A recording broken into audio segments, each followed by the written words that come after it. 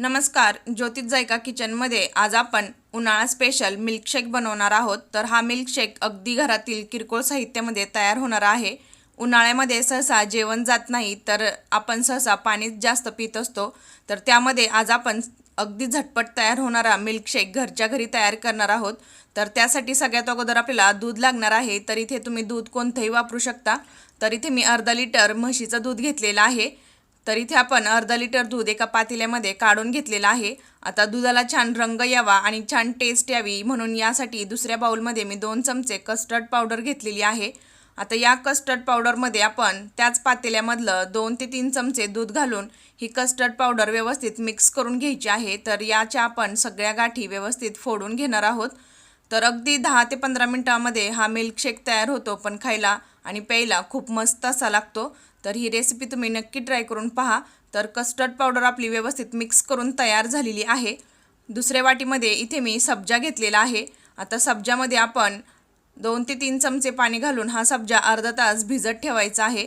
उन्हाळ्यामध्ये सब्जाचं सेवन नक्की केलं पाहिजे, त्यामुळे आपली उष्णता कमी होते। दुसरीकडे आपण मिक्सरमध्ये अर्धी वाटी साखर घेतलेली आहे। 7 ते 8 पिस्त्याचे काप घेतलेले आहेत। 7 ते 8 आपण बदाम घेणार आहोत। तर यामध्ये तुम्ही कोणतेही ड्रायफ्रूट्स वापरू शकता। 2 हिरव्या वेलची यामध्ये मी घालणार आहे। ड्रायफ्रूट्स नसले तरी देखील तुम्ही दुधामध्ये साखर मिक्स करून घेऊ शकता। तर इथे आपण 2 वेलची घातल्यानंतर झाकण लावून याची आपल्याला अगदी बारीक पूड करून घ्यायची आहे। तर इथे अगदी झटपट हे मिश्रण आपलं तयार होतं। तर इथे बघू शकता अगदी बारीक याचं मिश्रण मी करून घेतलेलं आहे। तर आता आपण दूध गॅसवरती गरम करण्यासाठी ठेवायचं आहे। दुधाला आपण एक उकळी काढून घेणार आहोत। तर इथे बघू शकता दुधाला एक उकळी आलेली आहे। आता उकळी आल्यानंतर यामध्ये आपण सुरुवातीला जे कस्टर्ड पावडरचं दूध करून ठेवलेलं ते सगळं दूध या पातेल्यामध्ये घालायचं आहे। एकसारखं हलवून घ्यायचं आहे, नाहीतर कस्टर्ड पावडर तळाशी लागू शकते। तर इथे आपण 1 ते 2 मिनिट हे दूध व्यवस्थित शिजवून घेणार आहे। तर दूध आपलं व्यवस्थित शिजलेलं आहे। आता आपण एका बाजूला काढून घेऊया। तर दूध आपलं व्यवस्थित मिक्स करून झालेलं आहे। आता यामध्ये आपण सुरुवातीला जी तयार केलेली पावडर आहे ती सगळी पावडर यामध्ये घालायची आहे। आणि या स्टेजला आपण चाखून देखील बघायचं आहे की यामध्ये साखरेचं प्रमाण कमी किंवा जास्त करायचं असेल तर या स्टेजला तुम्ही करू शकता। आता हे सगळं मिश्रण आपण व्यवस्थित एकजीव करून घ्यायचं आहे।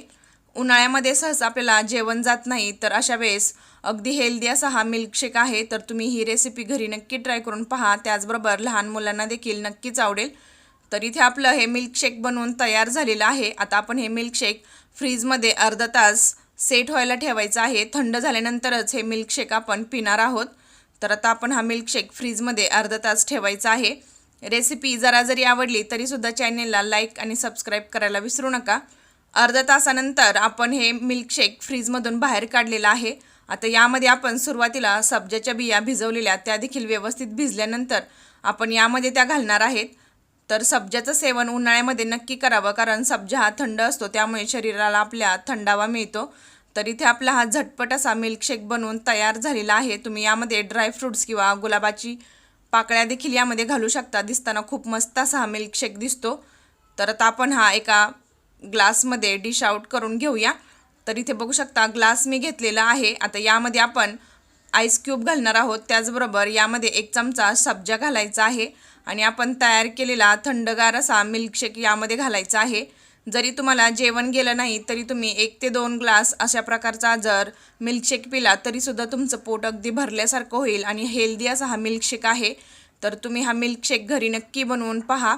त्याचबरोबर तुम्हाला ही माझी रेसिपी कशी वाटली ते देखील मला कमेंटमध्ये नक्कीच सांगा।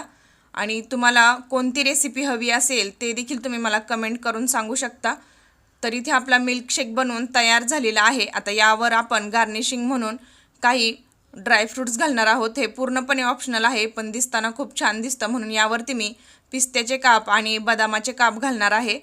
तर कशी वाटली रेसिपी हे मला कमेंट करून नक्की सांगा। पुन्हा भेटूया आपण अशाच एका छान रेसिपीसोबत। तोपर्यंत धन्यवाद।